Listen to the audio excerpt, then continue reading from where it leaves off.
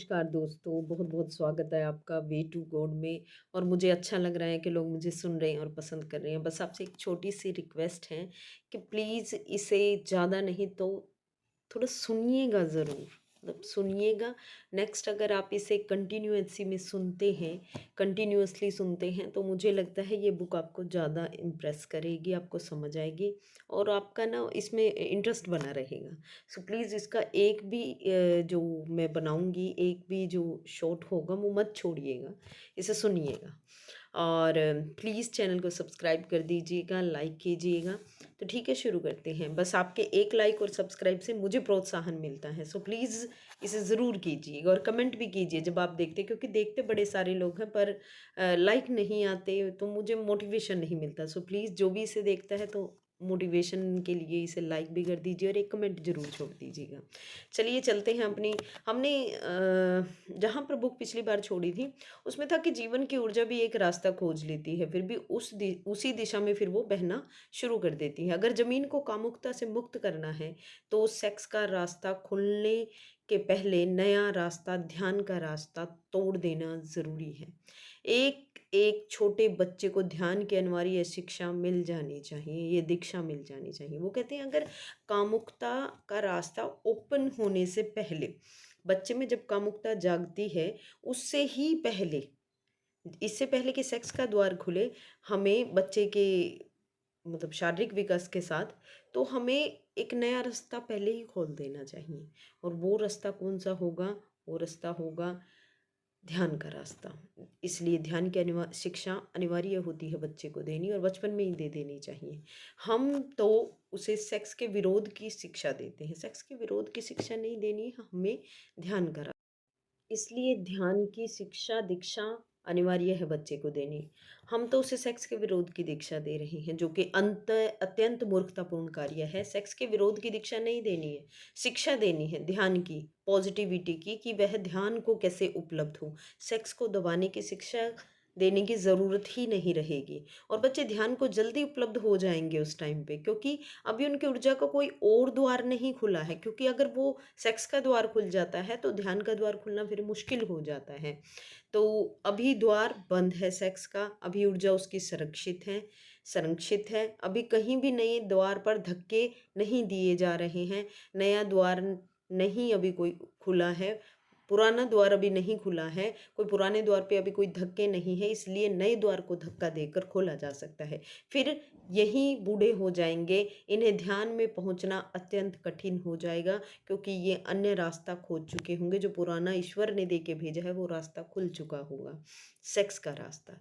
इसलिए सेक्स का रास्ता इससे पहले कि खुलता है, क्योंकि वो खुलना आसान है, क्योंकि वो हर इंसान में खुलता है, तो ज़रूरी हो जाता है धक्का देकर हमें ध्यान का रास्ता खोलना है। ध्यान का रास्ता अगर हम उसके सेक्स के रास्ता खुलने से पहले ही खोल देते हैं बच्चों के भी अंदर, तो वो आसानी से ध्यान को प्राप्त हो जाएंगे। ऐसे ही जैसे एक नया पौधा पैदा होता है तो उसकी शाखाएं कहीं भी झुक जाती हैं, कहीं भी झुकाई जा सकती है, फिर वही बूढ़ा वृक्ष बन जाता है। फिर हम उसकी शाखाओं को झुकाने की कोशिश करते हैं, अगर अलग किसी दिशा में, तो वो टूट जाती है, झुकती नहीं है। पेड़ अपनी मर्जी से कहीं भी बड़ा हो रहा है तो कहीं भी झुक जाएगा।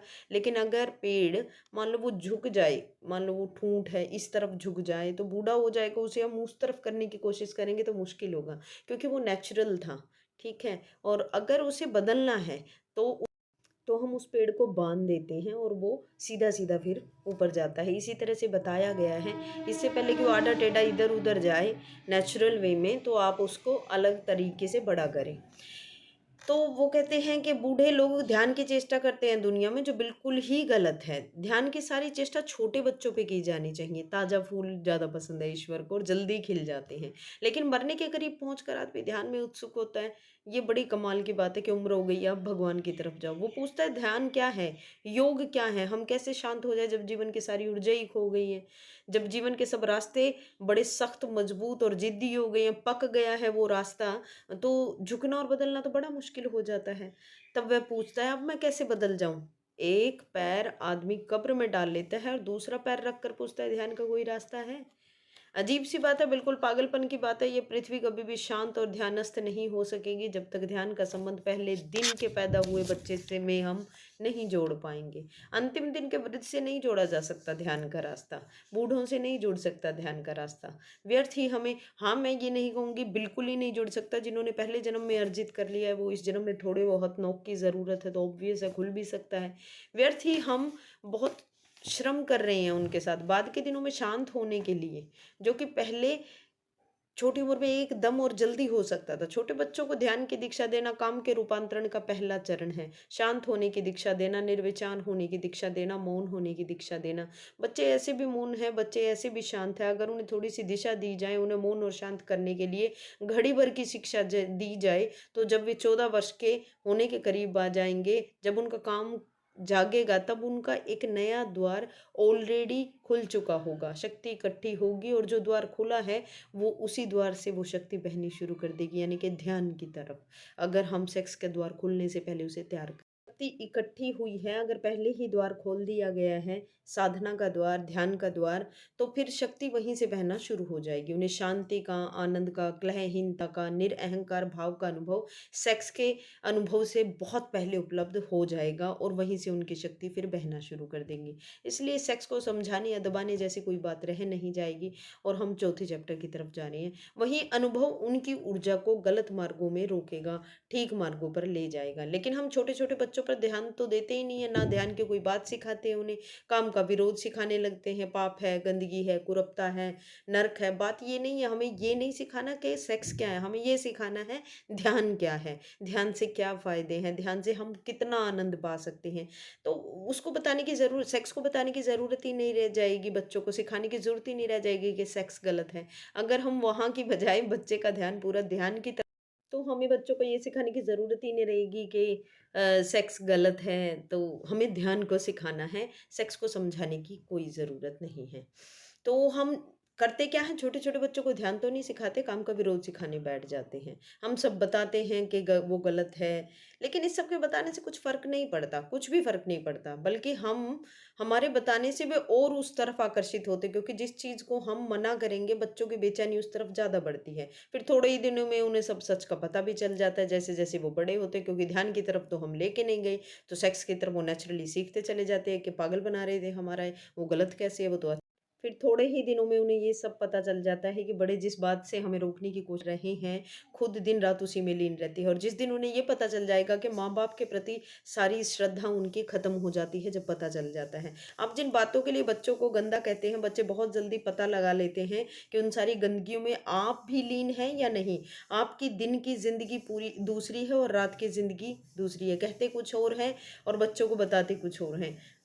और करते कुछ और हैं। छोटे बच्चे बहुत एक्यूट ऑब्जर्वर होते हैं, वे बहुत गौर से निरीक्षण करते हैं कि क्या हो रहा है घर में। वे देखते हैं कि माँ जिस बात को गंदा कहती है, बाप जिस बात को गंदा कहते हैं, वही गंदी बातें दिन रात घर में चलती हैं। इसका उन्हें बड़ी जल्दी बोध हो जाता है, उनका सारा श्रद्धा का भाव आपके प्रति लीन हो जाता है कि धोखेबाज हैं हमारे माँ बाप, पाखंडी हैं, हिपोक्रेट हैं और ये बात कुछ और करते हैं और कहते कुछ और है, करते कुछ और है। जिन बच्चों के माँ बाप पर से विश्वास उठ गया है, वे बच्चे परमात्मा पे कभी विश्वास नहीं कर सकते। इस बात को आपको याद रखना होगा, क्योंकि बच्चों के लिए परमात्मा का पहला दर्शन माँ बाप होता है। अगर वही खंडित हो गया तो वे बच्चे भविष्य में नास्तिक हो जाएंगे। बच्चों को पहले परमात्मा की प्रीति अपने माँ बाप की पवित्रता से होती है। पहली दफा बच्चे माँ बाप को हीन जानते हैं निकट से, और पहली बार उन्हें जो श्रद्धा का भाव होता है, जो रिजर्वेंस का भाव होता है, वो माँ बाप के प्रति होता है। और अगर वही खंडित हो गया, आपके इस व्यवहार से, कहते कुछ और है, करते कुछ और है, तो वो परमात्मा के प्रति श्रद्धा कैसे अनुभव करेंगे, कैसे उसमें ध्यान लगाएंगे? क्योंकि पहला परमात्मा तो उन्होंने खो दिया, जो कि माँ थी, जो कि बाप था। वही धोखेबाज सिद्ध हुए, दिन में करते कुछ और है, और दिन में हमें कुछ और बताते। परमात्मा तो वही धोखेबाज सिद्ध हुआ, उनकी माँ और उनका बाप।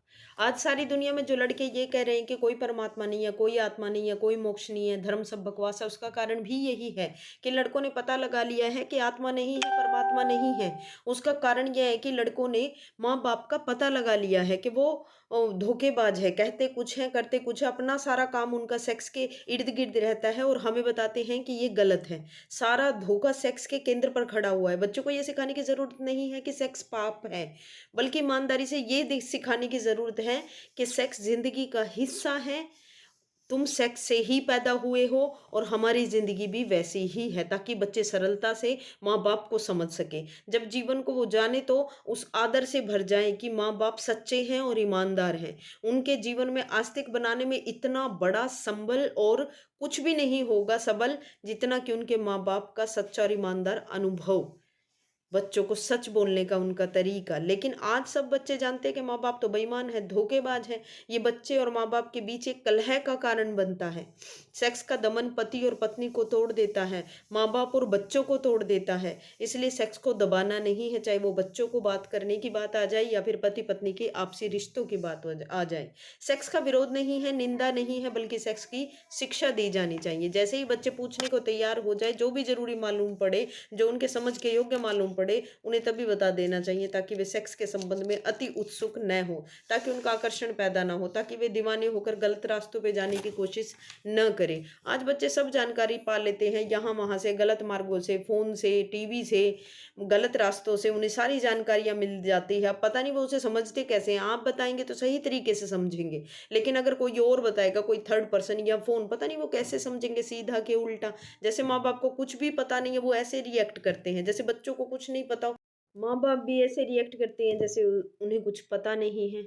उनके बीच में इतना मौन हो जाता है, बच्चे भी वैसे ही रिएक्ट करते हैं जैसे उन्हें पता नहीं है, जबकि बच्चों को भी सब पता है, पेरेंट्स को भी पता है, पर बच्चों को किस तरीके से पता चला है, वो तरीका क्या था और बच्चों ने उसे कैसे समझा है, वो बल्कि गलत है। अगर पेरेंट्स बता देंगे तो सही तरीके से बताएँगे उन्हें। उन्हें सेक्स की सम्यक शिक्षा मिलनी चाहिए, राइट एजुकेशन। दूसरी बात, उन्हें ध्यान की दीक्षा भी मिलनी चाहिए, कैसे मौन हो, कैसे शांत हो। अगर बचपन से ही ध्यान दे लेंगे तो सेक्स को समझाने की ज़रूरत नहीं पड़ेगी कि उन्हें बचपन से ध्यान की शिक्षा दी जाए। बच्चे तत्क्षण निर्विचार हो सकते हैं, मौन हो सकते हैं, शांत हो सकते हैं जब वो छोटे होते हैं, जब उनका सेक्स का द्वार नहीं खुलता है, एनर्जी निकलने का द्वार नहीं खुलता है। 24 घंटे में 1 घंटे अगर बच्चों को घर में मौन में ले जाने की व्यवस्था हो, निश्चित है वे मौन में तभी जा सकते हैं जब आप भी उनके साथ मौन, बच्चे भी मौन में तब जा सकते हैं अगर घर में बड़े मौन में जाते हैं। और हर घर में ये अनिवार्य होना चाहिए कि एक दिन खाना मिले ना मिले चलेगा, लेकिन एक दिन मौन रहना बहुत ज़रूरी है। 1 घंटे भर के लिए हर दिन मौन रहना ज़रूरी है। वह घर झूठा है, उस घर का परिवार कहना बड़ा ही गलत है जिस परिवार में 1 घंटे के मौन की दीक्षा भी ना दी जाती हो। वह 1 घंटे का मौन 14 वर्षों में उस दरवाजे को तोड़ देगा, रोज़ धक्के मारेगा, उस दरवाजे को तोड़ देगा उस दरवाजे को, जिस दरवाजे का नाम है ध्यान। ध्यान के दरवाजे को वो तोड़ सकता है, ध्यान में बच्चों को प्रवेश करवा सकता है, यानी कि मौन की इतनी कीमत है। और जिस ध्यान से मनुष्य को समयहीन, टाइमलेसनेस, ईगोलेसनेस, अहंकार शून्य अनुभव होता है, जहाँ से आत्मा की झलक मिलती है, वह झलक सेक्स के अनुभव के पहले ही मिल जाना ज़रूरी है। यानी कि जैसे बच्चे छोटे होते हैं तो वो अपने घर में ऐसा माहौल बनाए कि दिन भर में 1 घंटा मौन रहा जाए और सभी मौन में बैठे। अगर वह झलक मिल जाएगी आपकी, सेक्स से पहले बच्चों को मिल जाएगी, तो वो सेक्स के प्रति जो अतिशय दौड़ है वो समाप्त हो जाएगी, ऊर्जा इस नए रास्ते से बहने लगेगी। और यह मैं पहला चरण कहता हूँ ब्रह्मचर्य की साधना में, सेक्स के ऊपर उठने की साधना में, सेक्स की ऊर्जा की ट्रांसफॉर्मेशन के लिए सबसे पहला चरण है ध्यान और दूसरा चरण है प्रेम। बच्चे को बचपन से ही प्रेम की दीक्षा दी जानी चाहिए। हम अब यहीं तक सोचते रहे कि प्रेम की शिक्षा मनुष्य को सेक्स में ले जाएगी, यह बात अत्यंत भ्रांति की है। सेक्स की शिक्षा तो मनुष्य को प्रेम में ले जा सकती है, लेकिन प्रेम की शिक्षा कभी भी मनुष्य को सेक्स में नहीं ले जा सकती, बल्कि सच्चाई बड़ी ही उल्टी है। जितना प्रेम विकसित होता है उतनी ही सेक्स की ऊर्जा प्रेम में रूपांतरित होकर बंटनी शुरू हो जाती है। जो लोग जितने कम प्रेम से भरे हैं वो लोग उतने ज़्यादा कामुक होते हैं। उतनी ही तो दूसरी दिशा है कि व्यक्तित्व का अधिकतम विकास प्रेम के मार्गों पर होना चाहिए। हम प्रेम व्यक्ति का अधिकतम जो विकास है वो प्रेम के मार्गों पर होना चाहिए। हम प्रेम करें, प्रेम दें, प्रेम में जिए, सेक्सुअल होंगे। जिनके जीवन में जितना कम प्रेम है उनके जीवन में उतना ज़्यादा सेक्स होता है, उनके जीवन में उतनी ज़्यादा घृणा भी हो जाती है। जिनके जीवन में जितना कम प्रेम है वो उतने विद्वेषी होंगे। जिनके जिनके जीवन में जितना कम प्रेम है उनके जीवन में उतनी प्रतिस्पर्धा है। जिनके जीवन में जितना कम प्रेम है उनके जीवन में उतनी ही ईर्ष्या है। जिनके जीवन में जितना कम प्रेम है उनके जीवन में उतनी ही चिंता और दुख है। दुख, चिंता, ईर्ष्या, घृणा, द्वेष, इन सब में जो आदमी जितना ज़्यादा घिरा है उसकी शक्तियाँ सारी की सारी भीतर इकट्ठा हो जाती हैं। उनके निकास का कोई मार्ग नहीं रह जाता है। उनके निकास का एक ही मार्ग रह जाता है और वो होता है सेक्स। प्रेम शक्तियों का निकास बनता है, बहाव बनता है, क्रिएशन सृजनात्मक बनता है, इसलिए वो बहता है, एक तृप्ति लाता है। वह तृप्ति सेक्स की तृप्ति से बहुत ज़्यादा कीमती और गहरी होती है। जिसे वह तृप्ति मिल गई वह फिर कंकड़ पत्थर नहीं बीनता, जिसे हीरे जवाहरात मिलने शुरू हो जाते हैं।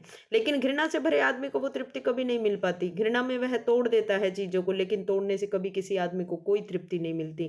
तृप्ति मिलती है निर्माण करने से। द्वेष से भरा आदमी संघर्ष करता है, लेकिन संघर्ष से कोई तृप्ति नहीं मिलती है। तृप्ति मिलती है दान से, तृप्ति मिलती है देने से, छीन लेने से नहीं। संघर्ष करने वाला छीन लेता है, छीनने से वो तृप्ति कभी नहीं मिल पाएगी जो किसी को दे देने से मिल जाएगी, दान से उपलब्ध होगी। महत्वाकांक्षी आदमी एक पद से दूसरे पद की यात्रा करता है, लेकिन कभी भी शांत नहीं हो पाता। जो पदों की यात्रा नहीं है प्रेम, बल्कि शांत करता है इंसान को।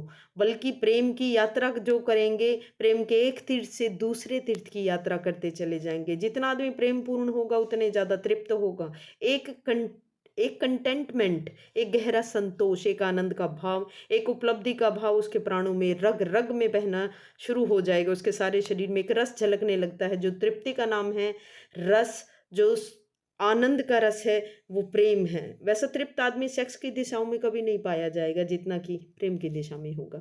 तो दोस्तों पेज 79 तक मैंने कंप्लीट कर लिया है और अब आपसे मिलूंगी मैं अपनी अगली वीडियो में। तब तक के लिए धन्यवाद। और जहाँ रहें जो करें उसमें आनंद प्राप्त करें।